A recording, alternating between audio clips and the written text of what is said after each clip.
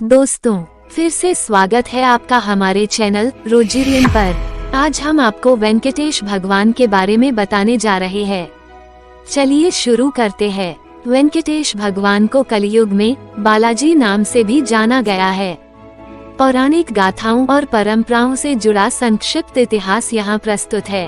प्रसिद्ध पौराणिक सागर मंथन की गाथा के अनुसार जब समुद्र मंथन किया गया था तब कालकूट विष के अलावा 14 नर निकले थे। इन 9 में से एक देवी लक्ष्मी भी थी। लक्ष्मी के भव्य रूप और आकर्षण के कारण सारे देवता, दैत्य और मनुष्य उनसे विवाह करने के लिए व्याकुल थे, किंतु देवी लक्ष्मी को उन सब में कोई न कोई कमी लगी। इसलिए उन्होंने निरपेक्ष भाव से पास में खड़े हुए विष्णु जी के गले में वरमाला पहना दी। विष्णु जी ने लक्ष्मी जी को अपने वक्ष पर स्थान दिया। ये रहस्यपूर्ण है कि विष्णु जी ने लक्ष्मी जी को अपने हृदय में स्थान क्यों नहीं दिया। जिस प्रकार महादेव शिव जी की नी पार्वती हैं, किंतु उन्होंने अपने हृदय रूपी मानसरोवर में राजहंस राम को बसा रखा था, उसी प्रकार विष्णु के हृदय में संसार के पालन के लिए उत्तरदायित्व छिपा था। उस उत्तरदायित्व में कोई व्यवधान उत्पन्न नहीं हो, इसलिए लक्ष्मी जी का निवास विष्णु जी का वक्षस्थल बना। एक बार धरती पर विश्व कल्याण के लिए यज्ञ का आयोजन किया गया। तब समस्या उठी कि यज्ञ का फल ब्रह्मा विष्णु महेश में से किसे अर्पित किया जाए। इनमें से सर्वाधिक योग्य का चयन करने के लिए ऋषि भृगु को नियुक्त किया गया। भृगु ऋषि पहले ब्रह्मा जी और तत्पश्चात महेश के पास पहुँचे, किंतु उन्हें यज्ञ के फल के लिए योग्य नहीं पाया। अंत में भृगु ऋषि विष्णु लोक पहुँचे। विष्णु जी शेष शैया पर लेटे हुए थे और उनकी दृष्टि भृगु पर नहीं जा पाई। भृगु ऋषि ने आवेश में आकर विष्णु जी के वक्ष पर ठोकर मार दी।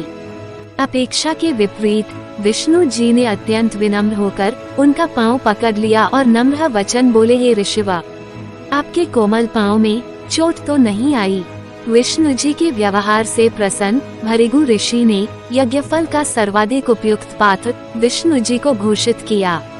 उस घटना की साक्षी विष्णु जी की नी लक्ष्मी जी अत्यंत क्रुद्ध हो गई कि विष्णु जी का वक्ष स्थान तो उनका निवास स्थान है और वहां धरतीवासी भृगु ऋषि को ठोकर लगाने का किसने अधिकार दिया। उन्हें विष्णु जी पर भी क्रोध आया कि उन्होंने भृगु ऋषि को दंडित करने की अपेक्षा उनसे उल्टी क्षमा क्यों मांगी। परिणाम स्वरूप लक्ष्मी जी विष्णु जी को त्याग कर चली गई। विष्णु जी ने उन्हें बहुत ढूंढा, किंतु लक्ष्मी जी नहीं मिली। अंत में विष्णु जी ने लक्ष्मी को ढूंढते हुए धरती पर श्रीनिवास के नाम से जन्म लिया और संयोग से लक्ष्मी ने भी पद्मावती के रूप में जन्म लिया। घटना चक्र ने उन दोनों का एक दूसरे के साथ विवाह करवा दिया। सब देवताओं ने इस विवाह में भाग लिया और भृगु ऋषि ने लक्ष्मी जी से क्षमा मांगी, साथ ही उन दोनों को आशीर्वाद प्रदान किया।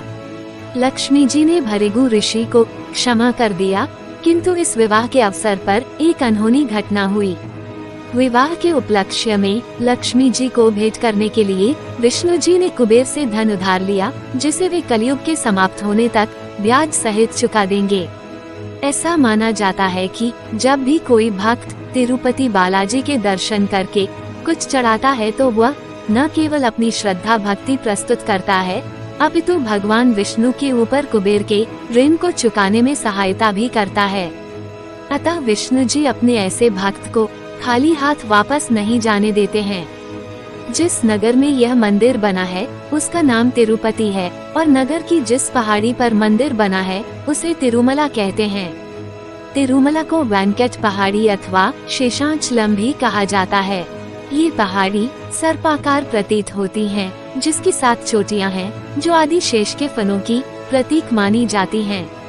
इन 7 चोटियों के नाम क्रमशः शेषाद्री, नीलाद्री, गरुडाद्री, अंजनाद्री, वृषभाद्री, नारायणाद्री और वेंकटाद्री हैं। दोस्तों, आपको तिरुपति बालाजी की ये छोटी सी कहानी कैसी लगी, कमेंट करके जरूर बताएं। हमारे चैनल पर पहली बार आए हैं तो चैनल को सब्सक्राइब करके शेयर भी करें। दोस्तों, आप अपने चरित्र को इस प्रकार विकसित करें कि लोग आपके साथ सुरक्षित महसूस करें। जय माता दी।